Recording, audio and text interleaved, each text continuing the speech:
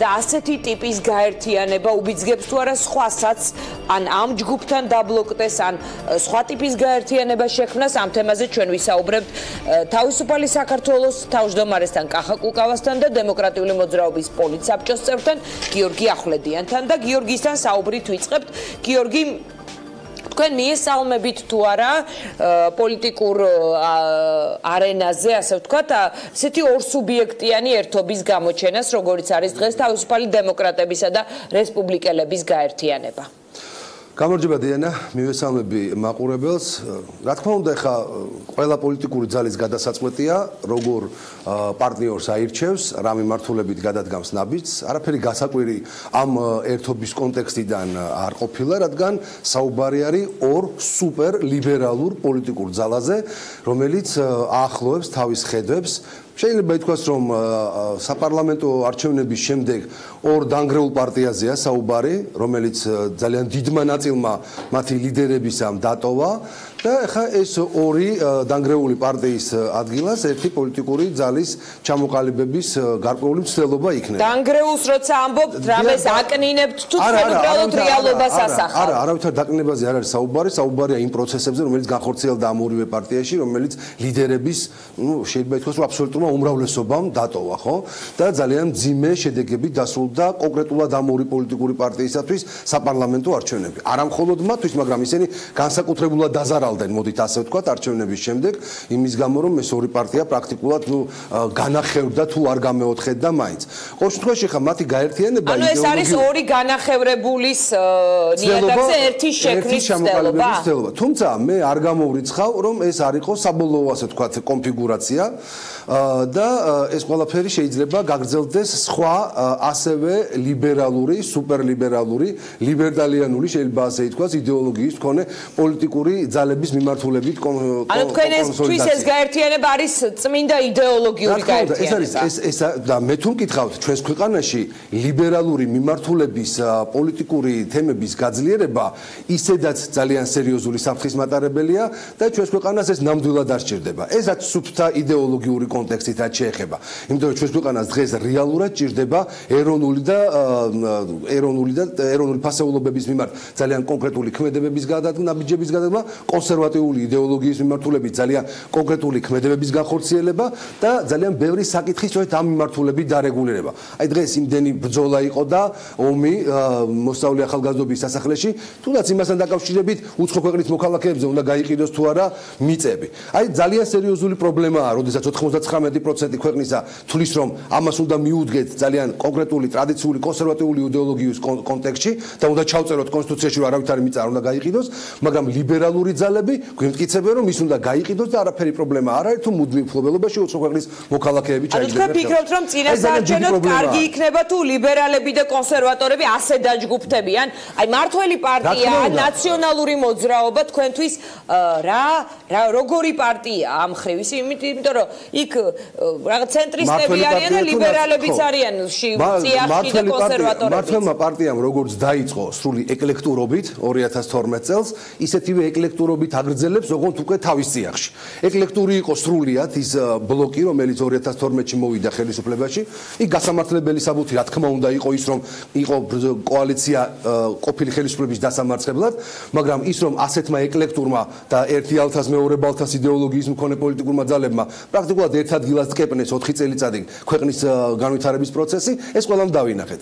და დღეს ქართული ოცნება შინაარსობრივად ისევ ეკლექტური არის. იმიტომ რომ ჩვენ გამოკვეთილად ვხედავთ პოლიტიკურ ქართულ ოცნებაში იმ პოლიტიკურ მიმართულებებს და მიმდინარეობებს, რომლებიც არის ერთი გამოკვეთილი ლიბერალური ფრთა, ეს არის აი ყოფილი არასამთავრობო სექტორის დაკომპლექტებული ნაწილი და მეორე უფრო კონსერვატიული ხედვების ადამიანები, რომლებიც უფრო მეტი ისტორიის მატარებლები არიან პარტიაში. კარგი, კახავს ვკითხოთ, ეს დაპირისპირებაც, დიანა, აშკარად წარმოაჩენს იმ პრობლემას, რომელიც უკავშირდება სწორედ ერთი ადგილის წკეპნას. ეს არის ყველაზე დიდი პრობლემა.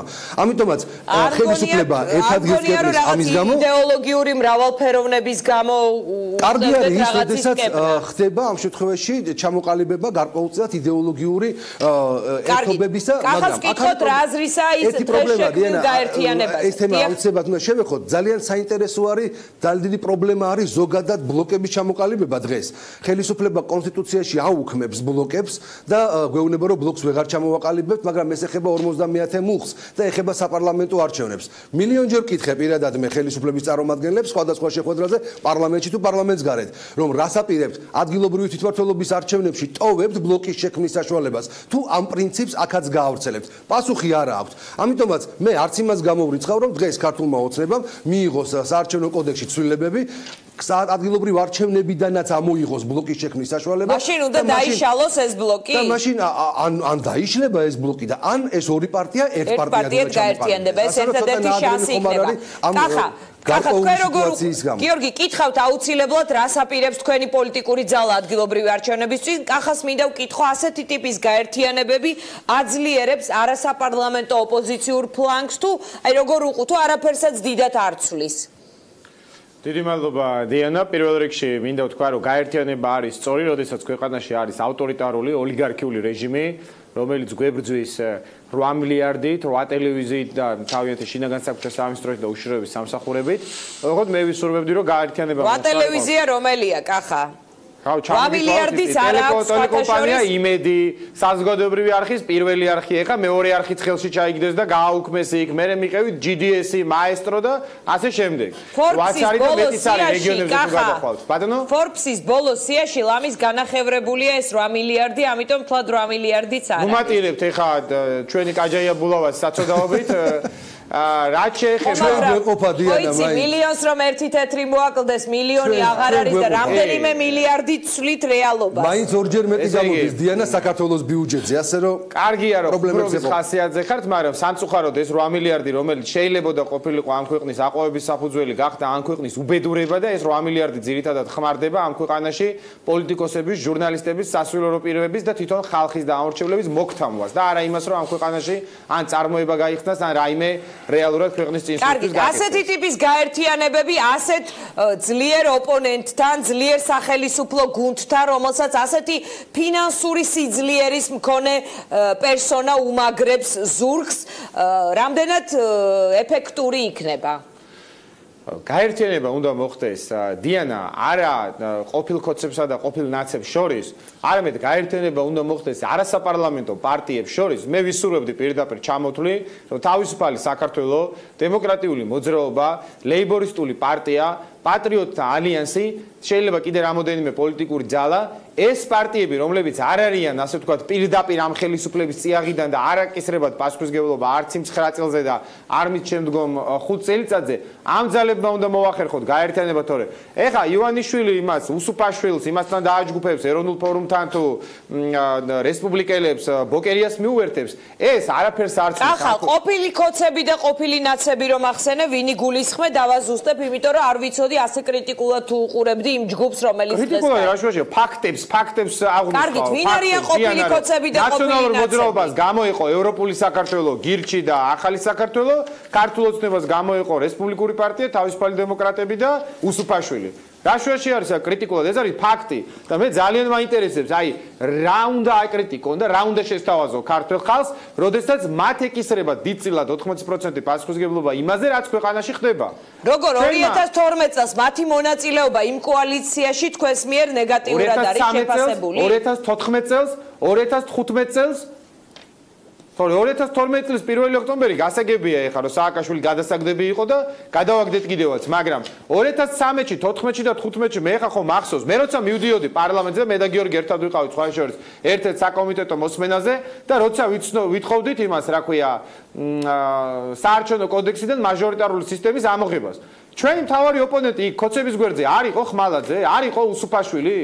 ისინი არ იყვნენ რომ ესე იგი კბილებით იცავდნენ ბოლო წამამდე ვიდრე ეგონათ რომ ქართული ოცნების სიაში იქნებოდნენ ბოლომდე ხო ისინი გვიმტკიცებდნენ რომ კარგი არის ბიძინა ივანიშვილი მხოლოდ მას შემდეგ დაიწყეს მორცხვი კრიტიკა, რაც გაარკვიეს, რომ თურმე ივანიშვილის სიიდან არიან ამოღებულები. ამიტომ 25 წელი ვტკეფნით ერთ ადგილს. და ქართულ ხალხს მინდა ვთხოვო ძალიან მოგრძალებულად, ეხლა მე არა მაქვს ესეთი უფლება და ჩემ თავს ასე რომ ქართველებს მივმართო და რამე ჭკუა დავარიგო, მაგრამ ჩემი გამოცდილებიდან გამომდინარე. ჩვენ ქვეყანაში სამწუხაროდ არ ფასობს წესიერება. ყველაფერს ყურადღება ექცევა, მდიდარია თუ არა პოლიტიკოსი, არის თუ არა ყოფილი თავმჯდომარის პირი, ჩამორთმეული აქვს თუ არა ხელი კოლინ პაუელზე და ასე შემდეგ, მაგრამ სამწუხაროდ ქართველი ხალხი სულ ბოლო რიგში აყენებს წესიერებას. და ჩემი აზრით, ყველაზე პირველი კრიტერიუმი, რაც უნდა იყოს თუნდაც ამ 2017 წლის ადგილობრივი არჩევნების, რომ ის ხალხი, ვინც უკვე დაგვაქცია ერთხელ ერთმა 9 წელს და მეორე 5 წელს წესიერებაში გეპარება ეგება ქართულმა ხალხმა შალვა-შავგულიძის, ხათუნა სამნიძის, თამარ კორძაიას, ნინო გოგუაძის, ვინაიდან ამ ბლოგზე საუბრობდით, ამიტომ გეკითხებით, რომელიმე მაგ ბლოგს შეეკითხეთ, ჩემთვისაც საინტერესო იქნება, პირველ რიგში მკაფიოდ თუ იტყვიან ერთიანდებიან თუ არა ბლოკერიას პარტიასთან, ეს საინტერესო იქნება. ანუ თქვენ ფიქრობთ, რომ ისინი ევროპულ საქართველოსთან დაჯგუფდებიან სამომავლოდ? მე არაფერს არ ვფიქრობ და საინტერესო იქნება, ეს ერთი. მე მეორეც და ეხლა კიდევ ერთხელ გეუბნები, პიროვნულად კი არ ვერჩი კაცო რომელიმეს, მაგრამ მაინტერესებს, როდესაც ესე იგი გვიმტკიცებდა ჩვენ უსუფაშვილი გაცხსოთ ცნობილი გამოთქმა, რომ რა მოხდა არაფორმალური მმართველობა არც ისე ცუდია, ფორმალურ დიქტატურას ხო ჯობიაო. ეხლა ძალიან მაინტერესებს რა არ მოწონს უსუფაშვილს. თუ ის უნდა ქართველი ხალხის გადასახდელი არის, ეხლა რომ ესე იგი რადგან აღარ აქვს პარლამენტის თავმჯდომარის კაბინეტი და დაცვა და ის არ ემსახურება, რა ქვია, რაც იყო ადმინისტრაციული რესურსები, ეხლა ამის გამო უნდა დაუდგეს ქართველი ხალხი გვერდში? მე მგონია რომ ქართულმა ხალხმა სწორება უნდა გააკეთოს იმ პოლიტიკურ ძალებზე, რომელიც ბოლო 5 წლის მანძილზე და იმის წინ 9 წლის მანძილზე კომფორტს კი არ ეძებდა და ბიძინა ივანიშვილთან მისასვლელად ვაზელინს კი არ ისვავდა იმაზე, რა ქვია, თავზე და ბაკებზე. არამედ ვინც თავიდანვე პრინციპულად და თანმიმდევრულად უპირისპირდებოდა ამ ყველაფერს. თორე ის ხალხი, ვინც 9-ჯერ მოგვატყვა, ერთი ცნობილი გამონათქვამი არის, ძალიან ხშირად სოციალურ ქსელში ხდება ხოლმე. ერთხელ როცა მოგატყუებენ შეიძლება დააბრალო რომ მოგატყუეს, მაგრამ მეორეჯერ როცა ერთი და იგივე ადამიანი გატყუებს, ეს უკვე შენი ბრალია, ეს სულელი ხარ. რატო ატყუებინებ თავს მეორეჯერ ერთი და იგივე ადამიანს? ანუ თქვენ ფიქრობთ რომ ასეთი კონფიგურაცია იქნება კარგი. შალვა ნათელაშვილი, ნინო ბურჯანაძე, თქვენ და ირმაინაშვილი თარხან მოურავი. არ მომდის მზე დიანა პირდაპირ მინდა გითხრათ.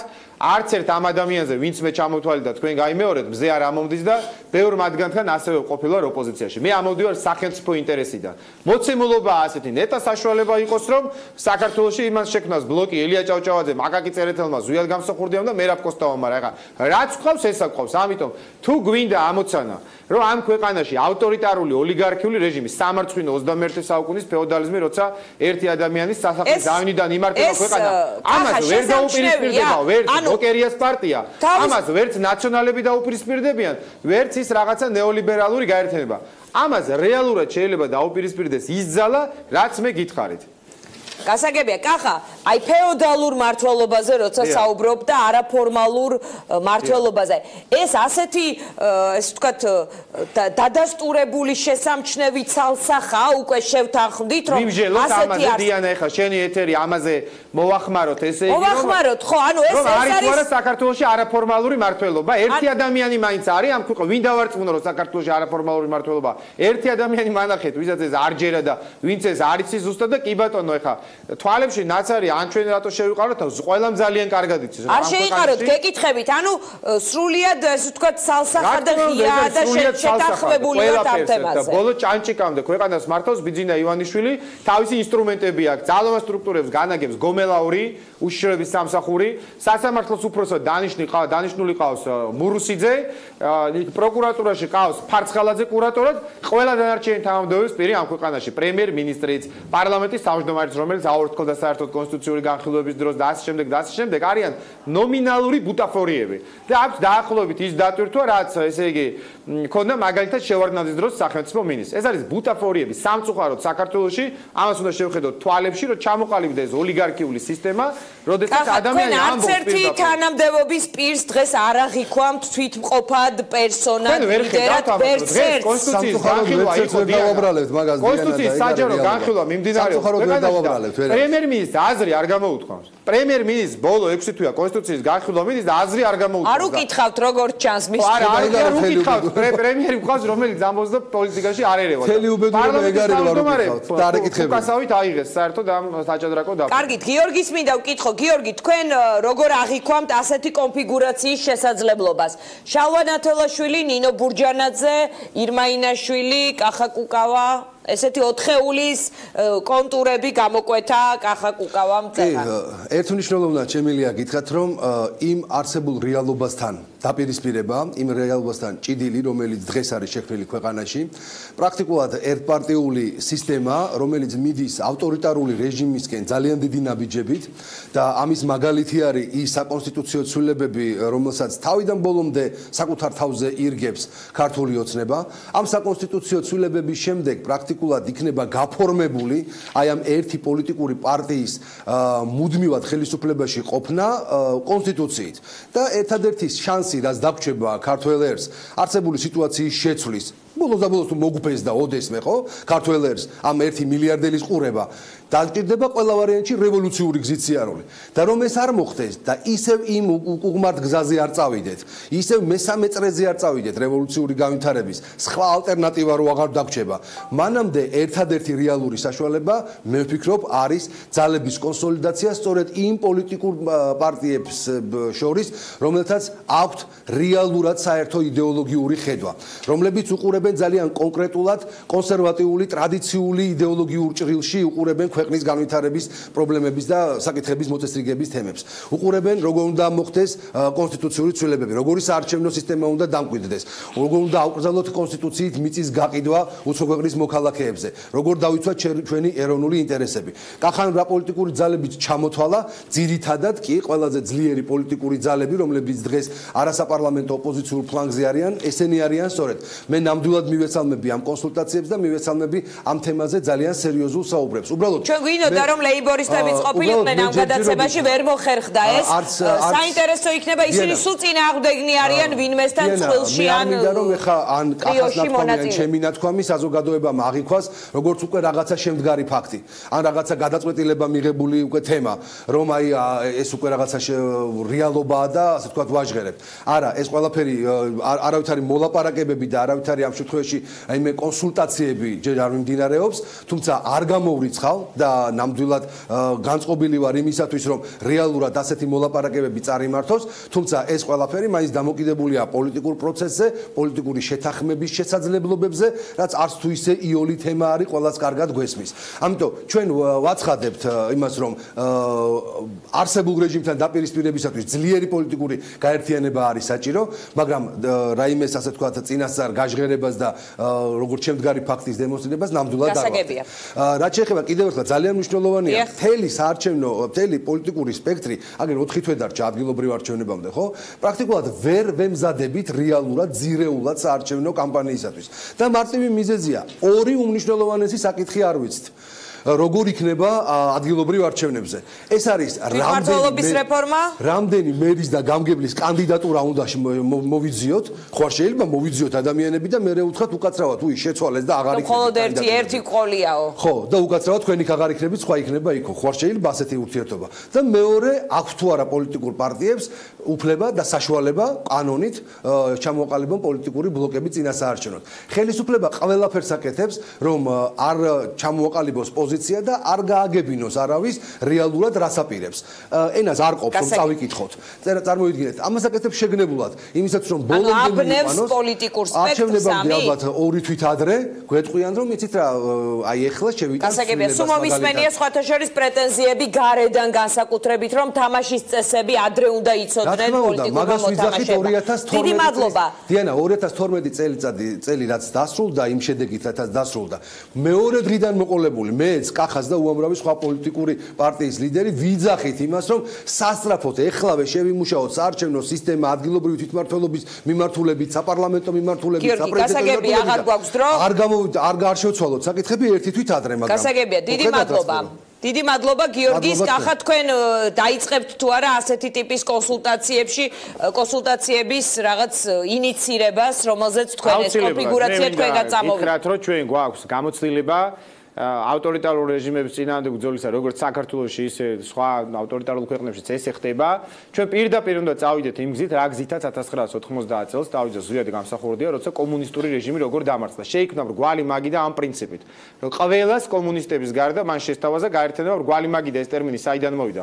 რგვალი მაგი და გულისხმობს იმას, რომ ეს არის პარიტეტი. მაგრამ ყველა არ გაერთიანებულა მაშინ. თავში არავის არ აქვს წინასწარ პრიორიტეტი, რომ ამ კვოტებზე და ამ რაღაცა ამბიციებზე არ იყოს აქცენტი გადატანილი. მე დღესაც ვთავაზობ ოპოზიციურ პარტიებს, რა თქმა უნდა, გარდა მათი, ვინც დატვირთული არის იმ პასუხისგებლობებით, რასაც ქვია ყოფილი კოცობა და ყოფილი ნაცობა. რომ დავждებთ რგვალი მაგიდის ირგვლივ, თუნდაც ამ ერთხელ და მოვახერხოთ, რომ ამ ქვეყანაში ძალით ჩავატარებინოთ ამ ხელისუფლებას ნამდვილი არჩევნები და გამოვგლიჯოთ ის ხმები, რომელიც თუ ჩვენ ეს ვერ მოვახერხეთ, ცალ-ცალკე ჩვენ ივანიშვილს ვერ მოვერევით და აი ამ საწყალ ხალხს ისევ თუმნად და ორთუმნად და სამთუმნად უსავით მიიყვანენ არჩევნებზე და კიდე ერთი სამარცხვინო ფურცელი ჩაიწერება. კახა კუკავას, გიორგი ახვლედიას დიდი მადლობა. რეკლამის შემდეგ ჩვენ ახალ შექმნილი ბლოკის სუბიექტებთან ერთად დავბრუნდებით.